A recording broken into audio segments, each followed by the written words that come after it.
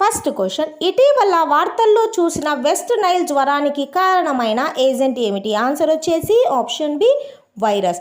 ఇందుకు సంబంధించి important point చూసుకుందాం.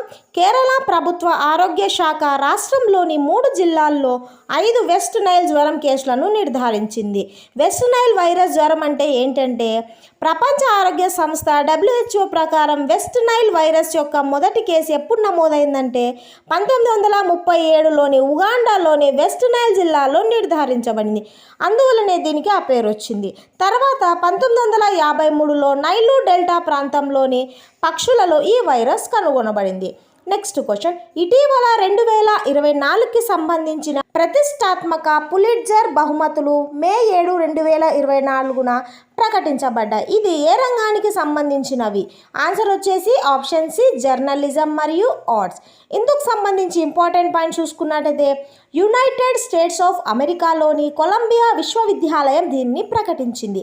జర్నలిజం అలాగే ఆర్ట్స్ రంగాలలో అత్యంత ప్రతిష్టాత్మకంగా పరిగణించబడే ఈ అవార్డులను పులిట్జర్ ప్రైజ్ బోర్డు సిఫార్సుపై కొలంబియా విశ్వవిద్యాలయం ప్రదానం చేసింది. నెక్స్ట్ క్వశ్చన్, ప్రపంచంలోని టాప్ 50 సంపన్న నగరాల్లో ముంబై మరియు ఢిల్లీ స్థానాలు ఏమిటి?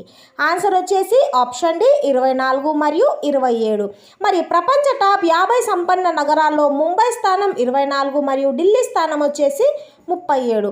ఇందుకు సంబంధించి ఇంపార్టెంట్ పాయింట్స్ చూసుకున్నట్టయితే ప్రపంచంలోని అత్యంత సంపన్న నగరాల తాజా ర్యాంకింగ్లను హెన్లీ మరియు పార్ట్నర్స్ మరియు న్యూ వరల్డ్ హెల్త్ విడుదల చేశాయి.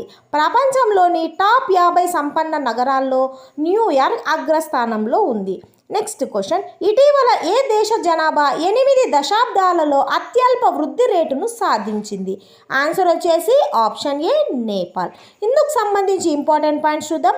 గత దశాబ్దంలో నేపాల్ జనాభా వృద్ధి రేటు సంవత్సరానికి 0.92% నమోదైంది. ఇది గత 80 ఏళ్లలో అత్యల్ప వృద్ధి రేటుగా ఉంది. సుమారు 29.2 మిలియన్ల జనాభాతో నేపాల్ జాతీయ సగటు ఆయుర్దాయం 71.3 సంవత్సరాలు, ఆడవారి ఆయుర్దాయం 68.2 సంవత్సరాలు మరియు పురుషుల ఆయుర్దాయం 73.8 సంవత్సరాలు. నేపాల్ 1911 నుంచి ప్రతి 10 సంవత్సరాలకు జాతీయ జనాభా గణనను నిర్వహిస్తోంది.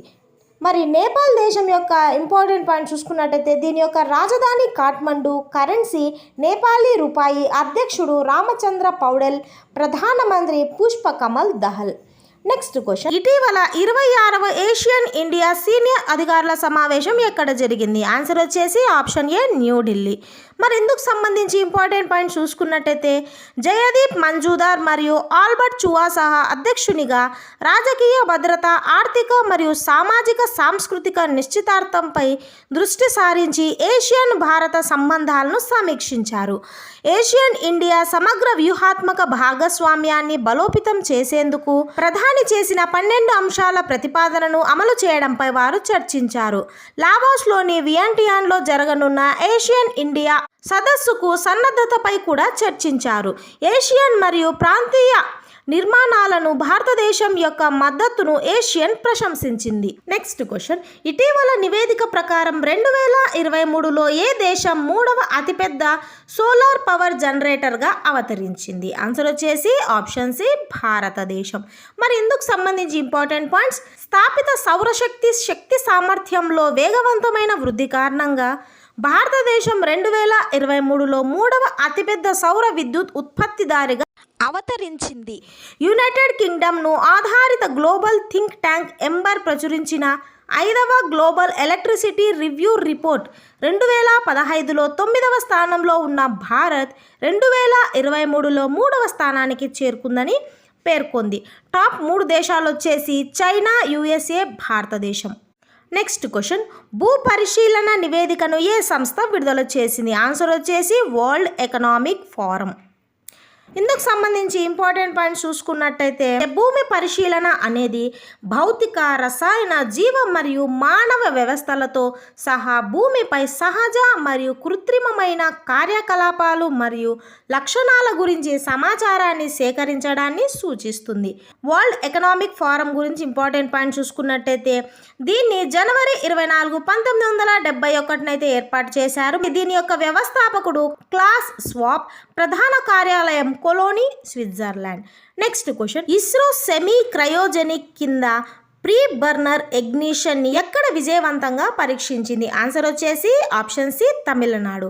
మరి ఇందుకు సంబంధించి ఇంపార్టెంట్ పాయింట్ చూసుకున్నట్టయితే ఈ పరీక్ష మే 2, 2024 మహేంద్రగిరిలో జరిగింది.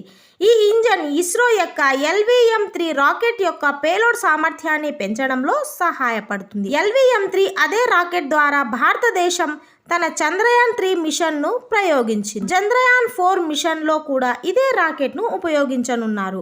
ఈ ఇంజన్ LVM-3 రాకెట్ యొక్క 2వ దశలో అమర్చబడిన వికాస్ ఇంజన్ను భర్తీ చేస్తుంది. ఇస్రో సెమీ క్రయోజెనిక్ ఇంజన్ ద్రవ ఆక్సిజన్, LOX మరియు కిరోసిన్ కలయికతో పనిచేస్తుంది. ఇస్రో గురించిన important points, Indian Space Research Organisation స్థాపించబడింది 15 ఆగస్టు 1969.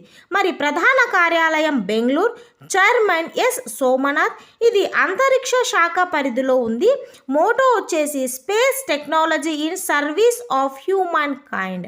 నెక్స్ట్ క్వశ్చన్, స్కాట్లాండ్ మొదటి మంత్రి ఎవరు? ఆన్సర్ వచ్చేసి ఆప్షన్ ఏ, జాన్ స్వినీ.